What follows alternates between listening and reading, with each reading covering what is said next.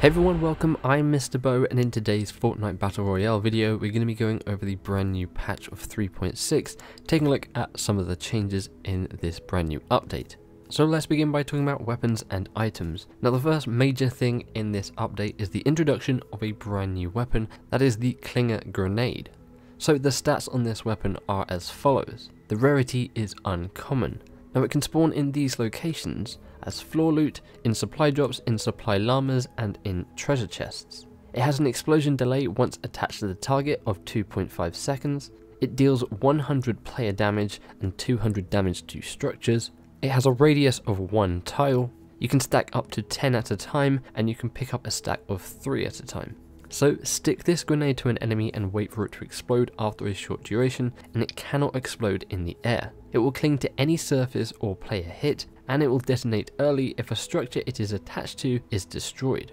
So it's definitely going to be interesting to see how this plays out now. Obviously this maybe makes the C4 kind of redundant. No one's going to be using that remote explosive if they can just chuck this grenade, maybe stick someone, maybe stick it to a wall someone's next to. Are we going to see something like in Halo with sticky grenades where it's kind of sort of a panic action? Maybe someone's up close to you with a pump shotgun and in panic you chuck this and stick it to them, and if they don't have a shield that's going to kill them in one. So we'll have to wait and see how this plays out in the actual game. From there, they have reduced the chances of finding remote explosives in treasure chests by 40%, so you're going to be finding them a lot less. They've made some adjustments to the miniguns by increasing the accuracy by 10%, decreasing the recoil by 10%, and they have increased the damage from 16 to 17 per epic and legendary to 18 to 19. They have also greatly improved the hit registration of long-range sniper rifle and crossbow projectiles, and they have made some improvements to the Porta Fort. The Porta Fort tires no longer grant falling damage immunity after players bounce off them, so no more building really high up into the sky, putting your Porta Fort down and using the tires as sort of a launch pad to land on the ground safely. That's going to kill you now.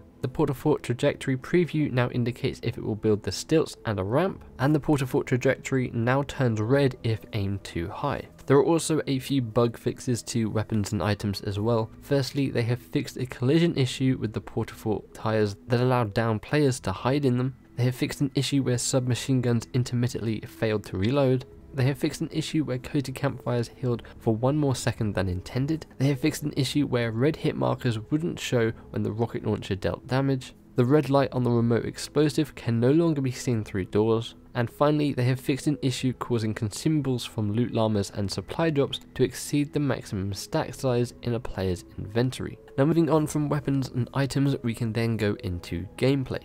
So the first thing here is that short fences will no longer block you from building structures. The first shot accuracy is now reset when you crouch, uncrouch, or switch weapons. Players now spawn closer to their squad mates on the starting island. Move the group of spawn point on the starting island to be closer to one another. Supply drop balloon health has been adjusted based on the playlist, so in solo it'll be 500, duos it'll be 750, and in squads it'll stay at 1250. Not only that, supply drops now spawn twice as high and fall twice as fast. There are then also some bug fixes for gameplay as well. Firstly, the brand new Builder Pro scheme. They have fixed an issue where primary fire could be interrupted when releasing aim down sights. They have fixed an issue where sprinting could stop if you switched to build mode and attempted to quickly build a ramp. They have fixed an issue where players' weapons automatically fire after placing a structure and switching to the weapon. They have then fixed multiple issues with the supply drops. Firstly, balloon collision no longer remains after the crate is opened. Supply drops no longer get stuck on structures, trees, or in the air. And they have fixed Porta Fort tires floating in the air when a Porta Fort is thrown at a supply drop. Along with that, players no longer take falling damage when landing on top of tires. They have fixed an issue that caused doors to recoil after quickly spamming the interact input when approaching the door. And finally, they fixed an issue that switched the wrong building piece to edit mode when attempting to edit a different piece. So those are all the gameplay changes there. I think the most significant one is definitely to the supply drop balloon health in the different playlists. I know that has been a complaint for a long time. Obviously, more health on a balloon, you're going to be able to take it down quicker if you've got 4 people shooting at it. In a solo game, if you want to get that supply drop down quicker, you're only going to need to shoot it for 500 health now, which makes it a lot more easier to do. Now the final thing I wanted to cover in this update video is the brand new introduction of self-service cosmetic returns. So this is a brand new feature that will allow you to return up to 3 cosmetic purchases for V-Bucks, and that is lifetime. So once you've returned those 3 items, you can never return items again unless maybe in the future they add more chances to do that. So here's what you can return if you'd like the V-Bucks back from it: emotes, gliders, harvesting tools, back bling, and outfits. So anything in the Battle Royale store, maybe you bought some sort of outfit that you don't like, you can return that back for the V-Bucks that you spent on it. Now what cannot be returned is the Battle Pass tiers, the Starter Pack, the Founders Pack, the Founders Pack upgrades, loot llamas in Save the World, and event and weekly items in Save the World as well.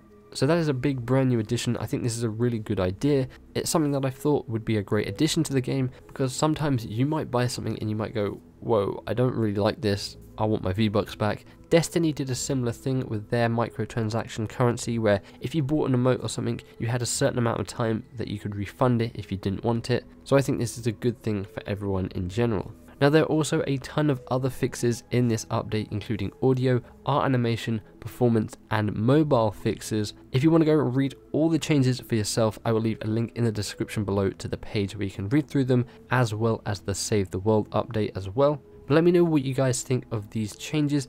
Are you excited to try out the brand new Clinger grenade? Do you think the changes to supply drops in different playlists is a good thing? And do you have any skins or items that you've bought in the store that you're going to return for V-Bucks? Let me know in the comments below.